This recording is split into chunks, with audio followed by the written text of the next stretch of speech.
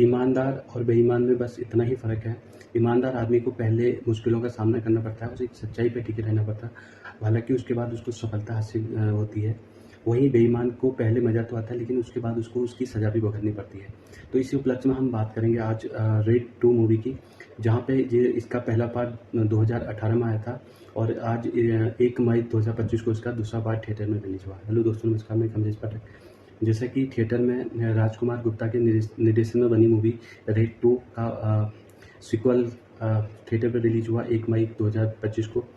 2018 में जब इसका पहला पार्ट आया था, तो वो जो कहानी थी वो यूपी में बेस एक बड़े बदमाश के घर में जो छापा मारा था, उस पे बनी थी और वो एक रियल घटना पे आधारित थी। वहाँ पे जो ये मूवी बनी थी, बहुत ही सुपर हिट गई थी। इसमें सौरभ शुक्ला की एक बेहतरीन एक्टिंग और वहीं अजय देवगन की बेहतरीन एक्टिंग की बदौलत वो मूवी सुपर हिट गई थी। उसके बाद आज 7 साल के बाद इसका दूसरा पार्ट आया।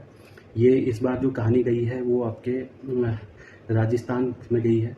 राजस्थान के एक बड़े नेता जो पहले तो लोकल एमपी को पकड़ा था 2018 में, आज केंद्र में बैठे एक मंत्री को किस तरीके से एक ईमानदार आदमी ने पकड़ा, ये इस कहानी पे दिखाया गया है। जहाँ हम मूवी की बात करें, ये मूवी एक रियल घटना पे अगर जहाँ देखा जाए है, लेकिन जहाँ एक अजय देवगन जो एक ईमानदार का ऑफिसर का रोल निभाते हैं, जिनका ये 75वां ट्रांसफ़र है और वो 75वीं इनकी रेड है।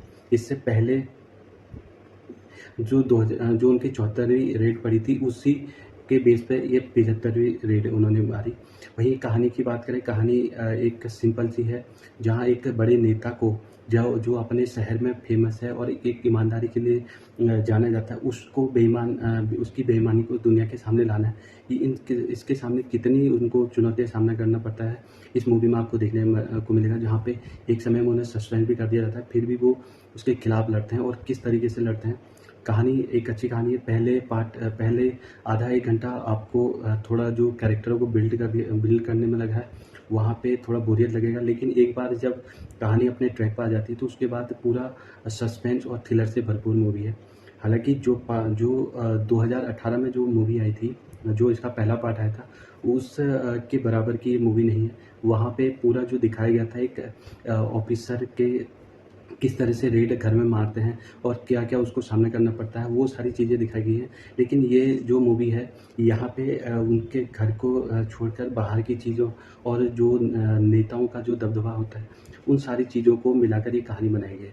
वहीं जो मुझे इस मूवी तो पूरी बेहतरीन है। वानी कपूर की एक बेहतरीन एक्टिंग है। सौरभ शुक्ला भी यहाँ पे दिखेंगे, उनका खाली एक कैमियो टाइप का है। और जब लास्ट में ये कहानी मूवी ख़त्म होती है, तो वहाँ पे एक डायरेक्टर ने एक क्लू भी छोड़ दिया है कि शायद इसका थर्ड पार्ट भी आ सकता है, जहाँ पे पहले पार्ट के विलन और दूसरे पार्ट के विलन रितेश देशमुख यहाँ पे देखने को मिल सकता है। वहीं हम रितेश देशमुख की बात करें, जो एक विलन में जब इनको विलन का रूप में देखा गया, नेगेटिव रोल में देखा गया, तो वहाँ से इनकी एक्टिंग जो विलन के रूप में एक सबके दिलों में छा गई थी। हालाँकि जो वो विलन आई थी, वहाँ पे श्रद्धा कपूर, सिद्धार्थ मल्होत्रा भी थे, लेकिन जो एक्टिंग इन्होंने करी थी, उन्होंने सबको अपना फ़ैन बना दिया था। और आज भी उनकी इस मूवी में जो उन्होंने विलन का जो रोल निभाया, वो एक नंबर 1 विलन का कह ही सकते हैं।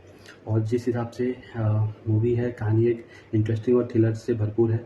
वहीं जो सबसे मुझे यहाँ पे बुरा लगा कि तमन्ना भाटिया को एक आइटम सॉन्ग के रूप में लिया गया, जबकि तमन्ना भाटिया जो साउथ में एक बेहतरीन एक्टिंग के लिए जानी जाती है, उनके जिस हिसाब से वहाँ पे मूवियाँ हैं, और बॉलीवुड में उनका एक आइटम सॉन्ग के रूप में उन्हें लिया जा रहा है, तो वो एक थोड़ा मुझे अटपटा लगा। वहीं लास्ट में हनी सिंह और जैकलीन फर्नांडीज़ का भी इसमें गाना है। और बाकी मूवी अगर आप एक बार देखना जाओगे तो अच्छी लगेगी। अगर आपने देख ली है तो आपको कैसी लगी, आप अपनी राय कमेंट भी कर सकते हैं। आज के लिए थैंक यू।